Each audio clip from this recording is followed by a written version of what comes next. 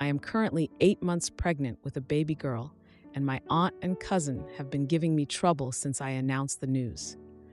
My partner and I already adore our girl and have no plans to give her up, but my aunt wants me to give up my child to my cousin, who has been suffering from infertility for the past 5 years. For more context, my aunt has raised my sister and me as a motherly figure after our mother passed away when we were very young. We have been quite close with our aunt and cousin throughout our life and have been trying to support my cousin through her struggles with infertility. My aunt is very religious, being a Mormon who regularly attends church and has a very rigid, close-minded view on morality and values.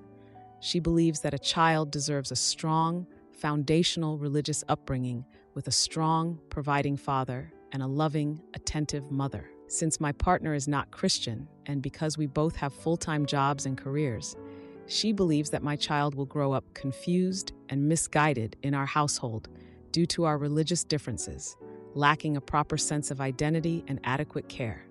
She says she fears that our child's well-being will not be put first in such an environment, and that our kid could likely go down a dark, immoral path. According to her, my cousin, who works part-time from home, and her husband are better able to provide my child with a loving home with good values and religion. I have both my aunt and cousin blocked on most forms of communication, and I have moved to a new home where they do not know the address. My partner and I also got married in a private ceremony, so they won't have control over my medical decisions. Out of the two, my aunt has been more aggressive towards me and even showed up at my old apartment one day to scream and argue with me about the situation. She, in a fake nice tone, tried to get me to come with her to a cafe near the church to speak with me about the baby, even when I told her there is nothing to be discussed and that I'm keeping the baby. I spoke with the apartment manager and had to hide until she left after half an hour. My aunt also has her church friends after me. They sometimes regularly send me hostile text messages and voicemails. My cousin has been on the quieter side towards me and has been struggling with depression and trauma from her latest pregnancy last year, ending in a stillbirth of her baby girl after preterm labor at 30 weeks. She has been regularly posting on social media and has joined motherhood-related groups. I've heard through gossip that she is trying to get a baby through those groups and has been banned from a considerable amount of them to her dismay. She had been harassing young moms and widows for their babies. My cousin is desperate for a baby to fix her family and is apparently waiting for me to give birth for my baby girl, who she apparently sees as her own late baby. My aunt and she are apparently sure that I will be overwhelmed with my decision and the responsibilities of motherhood, that I will give more to my baby by letting my cousin and her husband adopt her.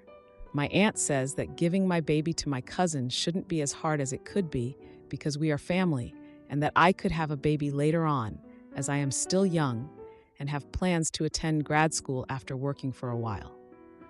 My cousin also apparently wants to get into contact as we had before my pregnancy.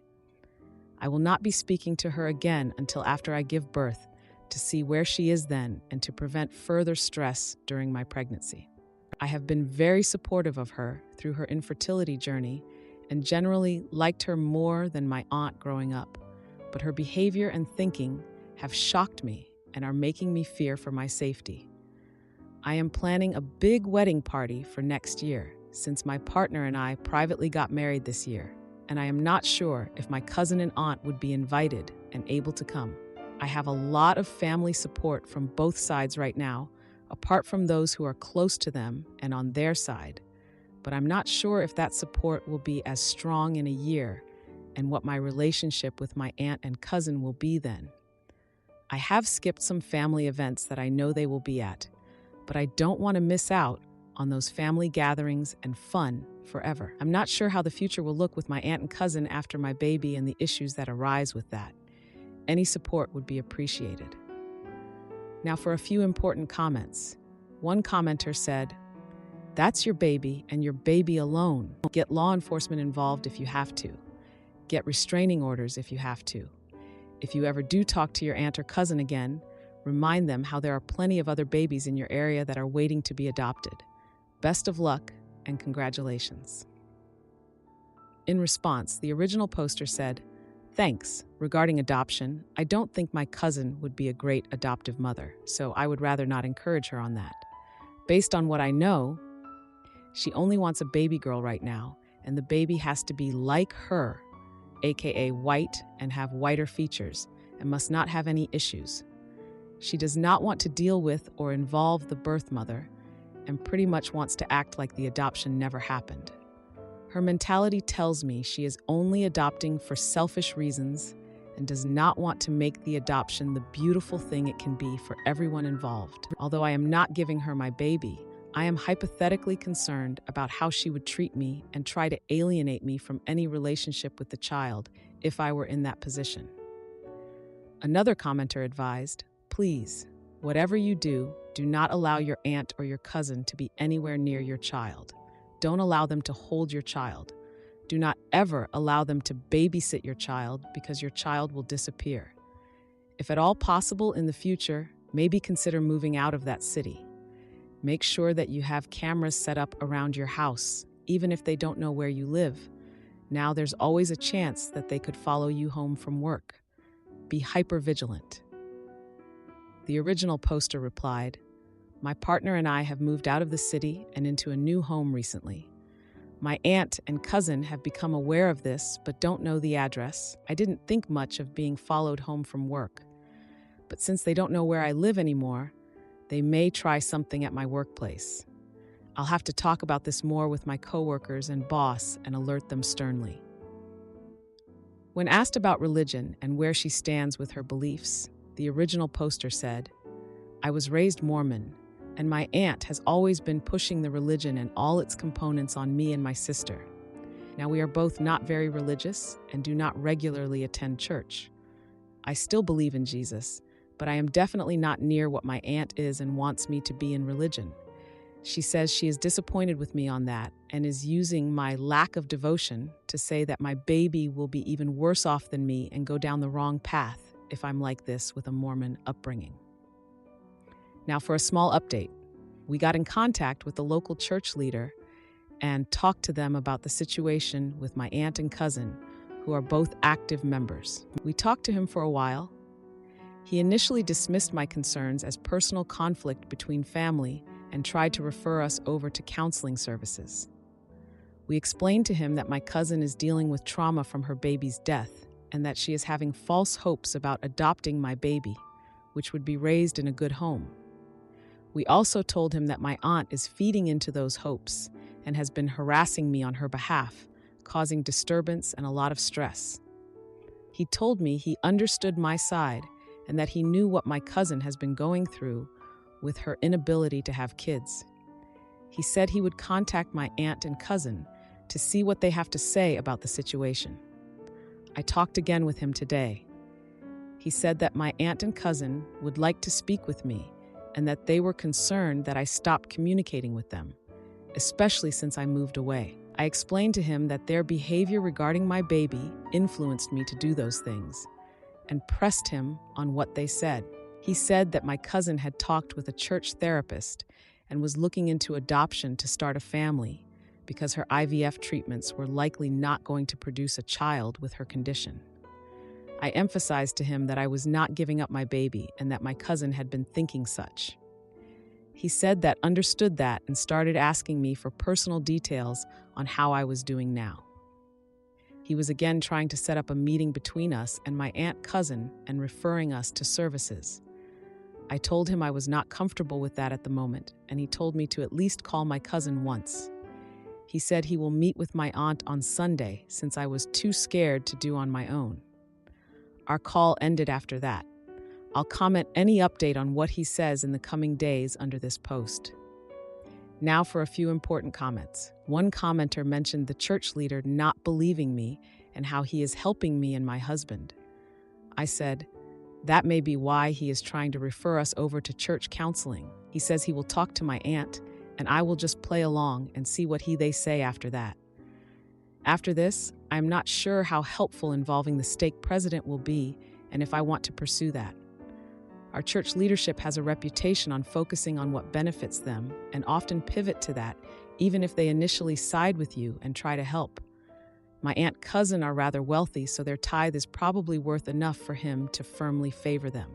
Another commenter said, 100% a trap, yikes. Then another added, plus, the way the church leader dismissed OP as being too scared was extremely condescending and manipulative. What a scummy way for him to behave. Frick that guy. I responded, that comment really upset me after I told him everything that was going on and my fears. I'm not just too scared. I fear for the safety and well-being of my family. I fear for the possible escalations, my cousin's aunt's expectations and actions, and more. These fears are real and are very valid given the circumstances. That really bothered me. A commenter warned, why are you even risking it? He will get your address and then pass it on to your aunt. They may try to follow you back home after that meeting to know where you live.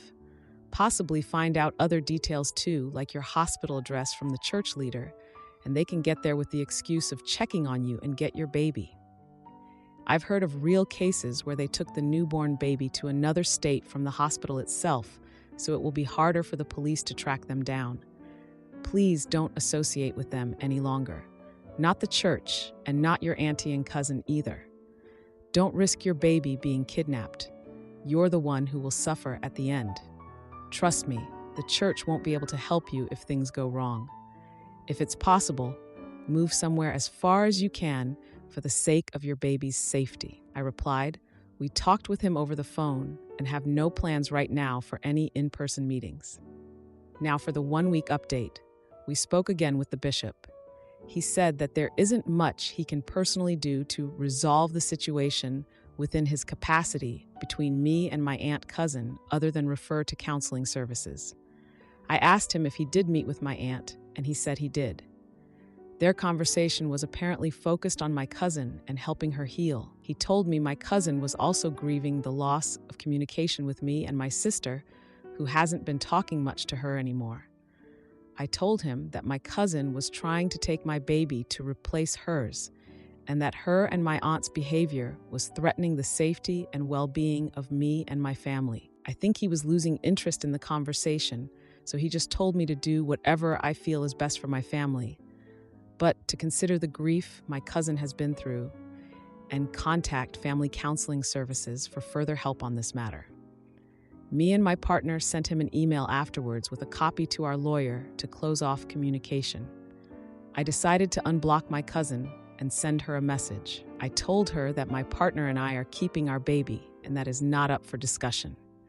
I encouraged her to seek proper therapy if she hasn't already done so, and told her that I am not comfortable with her husband, or my aunt being involved in my child's life.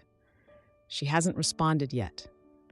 Regardless of what she says, our relationship will not return to as it was before, and she will not be a part of my child's life. Now for the 5-month update.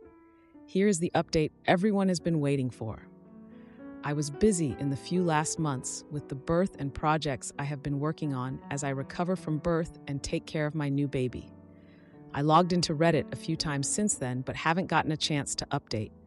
I am 25 now, and my baby is almost 4 months old. She is doing well and brings us so much joy. I love going on walks with her, and she is growing up so fast. I am planning to go back to work soon, looking for a new job. Thank you all for the concern and well wishes, and I hope everyone is having a great time during the Thanksgiving holiday season. Now, the update that everyone is looking forward to: my cousin and aunt. Since my last update, my cousin and aunt went silent for a while, and my cousin didn't respond to my texts. In August, my aunt reached out to me through a new number and asked me how I was and if I had the baby yet. We talked. She was concerned about my/baby's well-being since I distanced myself from a lot of my family and had to leave my job. I asked about my cousin. She says they have been trying to adopt a baby through their church connections, but nothing has been successful so far, because they probably just started on that. I asked about whether they consulted with a proper adoption agency, but my aunt said that my cousin's husband's past may become a problem. Didn't know about that. And she proceeded to rant about how the white birth rate is dropping and how people were actively denying themselves parenthood. She asked me if I still wanted the baby and got angry about ninth-month baby unalivings. She is pro-life without exceptions. I reaffirmed to her that I did, and she talked about how my cousin was getting old, but she is in her early 30s and that her nest is still empty. She wanted me to at least share the joy and let my cousin be in my daughter's life and spend time with her. I told her that would not be possible due to their past behavior. I fear that my cousin would try to become her mother and let her delusions get to her again. My aunt said that my cousin was trying to become better and got some church counseling. I still told her no. She then asked me if I knew anyone or any resources to adopt a baby. I told her I didn't, and that my cousin and her husband should be careful and patient with trying to become parents. My aunt emphasized how becoming parents was important to my cousin and her husband because they deserved children at this point, and for their reputation since everyone around them is reaching the parenthood milestone. She asked about my future family plans and pushed me on when I am going to get pregnant again or have my next child. She told me family planning was important, especially after this surprise pregnancy, and asked if they could be involved next time. As the call went on, more and more of her past and usual behavior became apparent, and I was getting tired of it. I wanted to end the call, but she ended it first because she had some activity. Thankfully, I have my sister to keep me in the loop with what's happening with my aunt, cousin, and other matters regarding my family and my old church. Everything my aunt said was apparently true about my cousin. According to my sister, my cousin's overall mental health seems to have improved from her worst, but she still has her deep depressive periods. She sometimes feels very empty with her lack of children and her worsened relationships with me and my sister. My cousin and her husband are also trying to find an IVF doctor abroad in hopes of a miracle, since a lot of their options are shutting down here. My cousin apparently still views my baby as something she lost, but she believes God will give her kids soon and has been trying to get her sins forgiven. And we are skipping Thanksgiving with my side of the family in a few days for obvious reasons. I'm going back to the workforce soon, likely after all the holidays. I have my childcare arrangements ready with all the necessary precautions, and the future is looking good overall. Again, thank you all for your support, and let me know if you have any questions about anything. Now for a few important comments. One commenter wondered if my aunt feels that she also deserves the baby to be a grandmother. They said, "Good for you shutting down the idea of your baby having any sort of relationship with your cousin. You are being an amazing mom by protecting your baby girl. Keep boundaries and keep your little one snuggled close." I responded, "Perhaps so. My aunt has said that she is ready for the grandma life and has been heavily invested with my cousin and her starting a family. When we were younger, my aunt also said that she would be a grandma to my and my sister's future kids since we lost our mother very young. I guess she doesn't have that enthusiasm anymore. And thank you." Another commenter, who identified themselves as SW, raised concerns about my cousin not being able to go through a proper adoption agency because of her husband's past. They said, "Aside from her infertility, your cousin's choice in a partner sealed their fate. Is she willing to recognize that, rather than demonizing you? Best wishes to you and your wee one." I replied, "My cousin and her husband are very religious and all about forgiving people for their sins. I think she probably forgives him for his troublesome youth. Yet she was nasty to me when I was pregnant and wanted to raise my kid. They are going through their church connections to see if anyone planning to adopt out their baby and other means. Apparently, it hasn't worked out so far, so now they want to do IVF again with a doctor abroad." When asked if I know anything about the cousin's husband's background, I said, "I am not sure exactly what he did since I just found this out, but my aunt said he was not around good people when he was younger. I'll need to look into that. And yeah, both my aunt and cousin only want a healthy, white baby. They will not settle for anything else. They don't want an older kid because of the kid's past and baggage. They don't want to adopt a non-white child because they are investing in their own family first, which means that they want a normal white family before trying to save others. I also explained how religious people don't view infertility as a part of God's plan, and if my cousin and her family are against IVF and adoptions. I said, in the case of my family, they do believe it is in God's plan for my cousin to have children at the right time, and that her infertility is a test she must endure for motherhood. They have been grasping onto any signs that God is leaving for them. My cousin has always wanted to adopt, or at least she has been saying for a while. They don't mind IVF despite how pro-life they say they are, because it's one of the only options they have for the chance of starting a family at this point.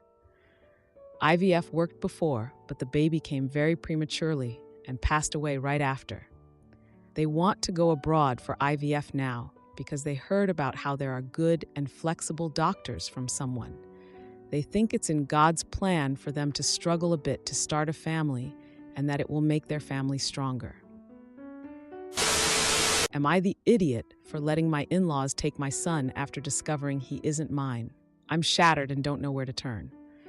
My wife passed away last month, only 7 months after giving birth to our son. She developed peripartum cardiomyopathy, a rare and severe form of heart failure that can occur in the months following childbirth. Despite the doctor's best efforts, she didn't survive. Losing her so suddenly has left me heartbroken and in a state of constant grief. 3 weeks ago, my wife's best friend came over to visit. She was visibly nervous and eventually told me she had something sensitive to share. After some hesitation, she revealed that my wife had confided in her that she'd been unfaithful around the time our son was conceived, and that there was a chance he might not be mine. I was stunned and angry. My wife's best friend was telling me this only weeks after my wife's death, and it felt like an attempt to tarnish her memory. I couldn't believe it. I told her to leave and not to come back, convinced she was lying or trying to shift blame onto me somehow. The whole thing felt like a betrayal, and I tried to push the thought out of my mind. But once the idea was planted, it wouldn't go away. I kept wondering, what if she was telling the truth? After days of tormenting myself with this possibility, I decided to get a DNA test. It wasn't an easy decision. I felt guilty for even considering it, but I needed closure. Yesterday, the results came back. My worst fears were confirmed. My son isn't biologically mine. Now, I'm in turmoil. I loved my wife, and I wanted to believe our son was a piece of her and me together. But knowing he's not biologically mine has left me feeling lost and betrayed. I keep looking at him, trying to feel the same bond, but the pain of my wife's infidelity is so fresh, and I don't know if I'll ever be able to move past it. I feel awful even considering it, but I don't know if I can raise him on my own. The betrayal I feel is overwhelming, and I don't know if I'm capable of giving him the love and care he deserves. It's breaking my heart, and I feel like a failure, but I also feel like I'm not equipped to give him the life he deserves. Now for a few important comments. One commenter said, NTA, I'm sorry this has happened. Unfortunately, now he is a reminder of betrayal and a reminder that your life with your wife was a lie. It might be best to put him up for adoption or let your wife's family take him. You will never have the bond with him that you would have had if this truth had not been uncovered. I replied, I haven't told anyone yet about the test. However, I think it'd be best if I do so immediately. Another commenter suggested, it could open a can of worms, but the actual father has a right to know. If you can't get into your wife's phone or laptop, go to her place of work and see if anyone else knows about this supposedly one-night thing. It could have been a full-blown affair. The actual father has the right to know he has a child, and if he wants the baby, he has every right to him. The wife's parents will probably fight him on this as well, and would most likely want the baby. He was their daughter's child, and if they want to raise him, that is their right as well. I responded, there is no concrete evidence of who the father is, and the complete lack of interest from the friend to tell more about it only complicates things more. I don't think I'm going to go into her former workplace and start inquiring about who she was sleeping around with. The best course, at least I think, would be to inform my in-laws. They're good people, and I hope they take him in. Then another commenter said, NTA, it's not the child's fault. You should tell your wife's family so they can take him. I worry if you raise him, you'll always resent him. I'm so sorry for your loss and your wife's betrayal. Please get therapy so you can heal. Best of luck. Now for the 4-day update. Thanks to everyone who reached out with advice and support. I didn't get to respond to every message, but I really appreciate it. After finding out my son isn't biologically mine, I decided to tell both my family and my in-laws. My family was shocked and angry about everything, but they stood by me. My in-laws were also shocked but didn't believe it at first. They asked to see the DNA test results, and after seeing them, they suggested we do a second test with both families present, just to be sure. They said that if it confirmed he isn't mine, my late wife's sister, who has a 4-year-old daughter, would adopt him, and I could take my name off the birth certificate if I wanted.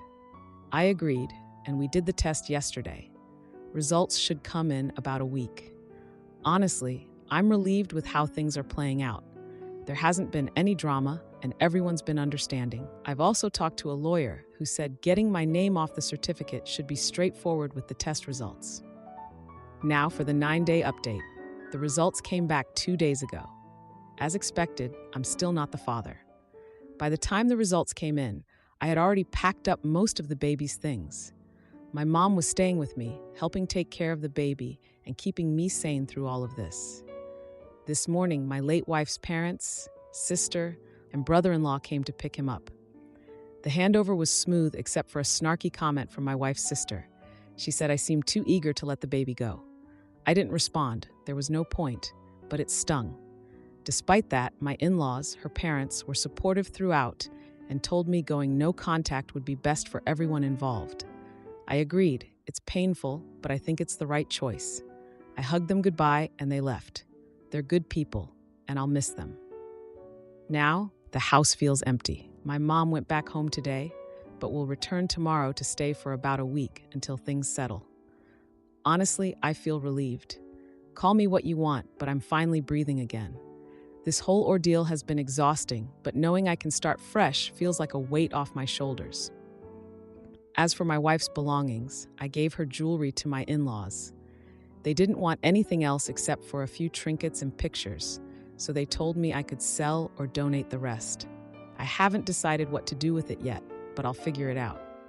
I didn't respond to comments on my last post because the hate was overwhelming and I was exhausted. My DMs were flooded with some of the vilest messages imaginable just because I chose not to raise a child that isn't mine and conceived through infidelity. To those who supported me, thank you. Your words helped me make decisions I wasn't confident about before. And to those who criticized me, I appreciate the perspective. Even if I didn't agree, it made me think. For now, I'm taking a break from dating and focusing on myself. Maybe I'll buy a bike and get back into riding or hit the gym again. I just need to move forward. I'll be keeping this account for about a week before I delete it. Thanks again to those who took the time to support or challenge me. It's been a hell of a journey. Now for a few important comments. One commenter suggested giving some of my late wife's personal things to the baby for keepsakes.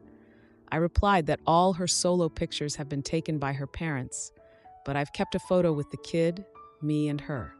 I need to keep something. There aren't many more things the baby may want in the future, as her parents have taken all of interest. Another commenter wished me healing and peace and a happy future. Someone else said I made the right call for the baby and for myself. The baby is in the hands of people who can love it the way it deserves to be loved. And because of the circumstances of its conception, that wasn't me. They wished me good luck moving forward. Finally, another person advised not to listen to the hate. It's easy to pass judgment on someone else and try to act holier than thou. We have no idea how we'd actually feel if placed in a situation like that. They were sure the baby would be well taken care of and advised me to take time for myself and move forward.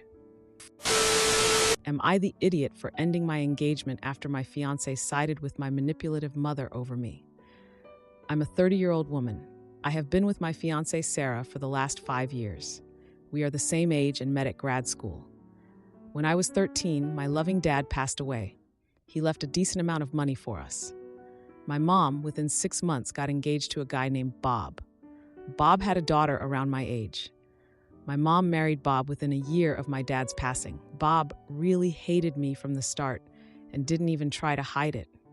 He was saying stuff like how my mom should have sent me to a boarding school, how if it wasn't because of my dad's inheritance, he wouldn't have me in his house, or I'm a bull dyke because I was in our school sports team and very athletic. He multiple times told my mom he doesn't feel safe when his daughter is around me.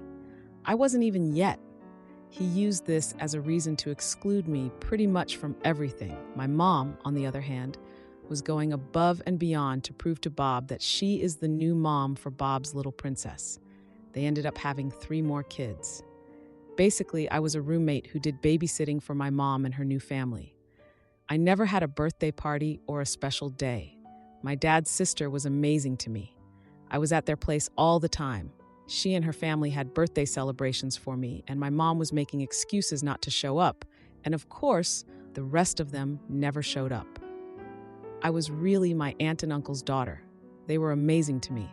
When I left for university, I contacted my mom a few times, but she was always busy, so I just gave up. Here is the issue. Sarah, my fiancée, comes from a very family-oriented background. Family is everything to her. Her family asked about mine, and I said my dad passed away and my mom is busy with her family and lives across the country. I didn't entirely lie, technically. Sarah asked me to invite my family to our wedding. I told her no. She said it's very embarrassing not having only my aunt and her family on my side. I reluctantly invited my mom. She called and asked me to apologize to Bob and my step and half siblings for not inviting them and invite them all. I told her no. She said I'm being ungrateful, and Bob was a father figure to me. I had a big argument with my mom over this. My mom now says the only way she comes is if I invite Bob, his daughter, and their kids. Sarah is now pushing me to invite them all because she doesn't want to feel embarrassed in front of her family. These people never even gave me a card or said happy birthday to me, so I see no reason to celebrate my big day with them. I, on the other hand, don't want to let my fiancé down. I just don't know what to do. Should I swallow my ego and invite my family so my fiancé will be happy? I suggested eloping, but Sarah is a firm no. Am I the jerk for ruining my fiancé's day by not fulfilling her wish? Now for a few important comments. When asked if OOP wanted to have a wedding with Sarah, they said, to be honest, my dream wedding would be elopement. Sarah has this dream wedding in her mind and I don't want to ruin it for her. She wants a big, beautiful wedding with families surrounding us. I feel ashamed my family is so messed up and embarrassing her. I feel so inadequate, like I'm letting her down. The whole wedding planning has been so stressful, and I understand it affected her mental health. No, before getting engaged, we had a very nice, relaxing lifestyle. To be fair, before getting engaged, she never cared if my mom is in the picture or how her family would feel if they saw how messed up my family is. Then another commenter asked if Sarah was the right person for them, as she seems dismissive of their boundaries and feelings. Oat replied, she was 100% before we got engaged. The whole idea of a dream wedding completely changed her. When someone suggested postponing the wedding and getting therapy, OOP said, my aunt one time said that, then changed the topic when she saw me upset. She said you are trying not to disappoint her and win her love because she is literally like your mom. You want to win her love this time. She apologized later. We both moved on from that topic. When asked if OOP got proper therapy to deal with the abandonment and abuse from their mother, they replied, no, I haven't. I buried my head in my books when I moved out. I was working and finishing my degree. I started grad school right away, and that's where I met Sarah. I wasn't a virgin, lol. I never had a real long-term relationship before Sarah. It was always casual because I was terrified of being abandoned, so I would always make sure they knew it was casual.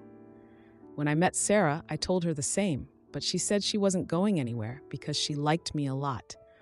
Our casual hookups turned into dating and love. Then another commenter said, NTA, but I want to ask, is Sarah the person you want to spend your life with if she can't understand that you are no contact with your abusers? Now for the next day update. Thank you for your comments and DMs. They really gave me perspective on my life. I sat Sarah down last night and explained my reasoning for not inviting my family. She kept saying, That was a long time ago. They might not be the same people anymore. I felt offended and said, "How on earth are you lecturing me when you've never even met them?" Well, it turned out my mother has been in touch with Sarah. Sarah said they regularly meet for coffee dates and talk. I was about to cry because I was so angry. My mom changed the whole narrative, saying Bob was a father figure, a good protective dad, and that it was me who didn't love him back because apparently it's my thing to play the victim. She claimed my aunt manipulated me and stole me from their family, trying to be a replacement for my mom. According to her, it's all about my mother. I screamed, "Are you for real? Ask her next time on your coffee dates why I never had a birthday party growing up. Why was there never a gift under the tree for me? Ask Bob if he even knows when my birthday is, since he was such a loving dad. Why did my aunt have to pick me up before Christmas Eve because Bob wanted to spend the holiday with his kids, not with another man's mistake?" Sarah basically repeated what my mom has told me my whole life. You just love to make a big deal out of everything, make yourself a victim, and push everyone away. I told her she had no right contacting my mom. She said I was cruel and claimed she was just trying to help me mend my broken relationship. She even called my mom lovely and said Bob has changed a lot. He's now in Queer Ally now that his princess is out. I was floored. An ally? Maybe he should start by apologizing to me for terrorizing my entire childhood. I told Sarah we are done. I can't do this. Sarah sarcastically said, "You just proved your mom's point. Go run to your aunt. Let that old witch run your life." I told her she needs to find a new place ASAP, considering she's not paying rent. I am. She got mad and asked what excuse I was going to make up this time to justify my bullshit trauma. I stopped replying. She went on a tirade, breaking our dinner plates. I didn't care. I texted my aunt, and she asked if I wanted to spend the night at her place. I said I was fine. I'm taking time off from work. I cleaned up the kitchen, which was full of broken dishware, in the morning because I didn't want my cats to accidentally get hurt. Sarah is still sleeping. I'm going to see how I can legally evict her. I'm a complete mess, but I'll talk to my aunt and uncle for help. Yes, I am not starting to date again until I see a therapist and work on myself. I can't keep going through this. Now for a few important comments. One commenter asked, "Just curious, OP, if your family lives across the country, how was Sarah having regular coffee dates with your mom?" I explained later. That was the lie Sarah told her parents, and I didn't correct it. Yes, I shouldn't have lied to them. I should have taken the hint when she asked me to lie. We live in Lower Mainland, Vancouver, and my mom lives in Abbotsford, to be exact, if you want to check how far she lives away from us. Another commenter asked, "Where did you think your SO was when she was gone for 2+ hours on a coffee date with your mom? How did she do this weekly without you knowing?" Sarah is between jobs. That's why I stopped charging her rent. I go to the office every day, probably during the day. I'll come back soon to answer more questions. I'm very busy now. Then another commenter said, "Sorry you have to go through this. Still, it's better you have discovered what kind of person Sarah is before getting married. You owe this to your mom. At least something good came out from her direction."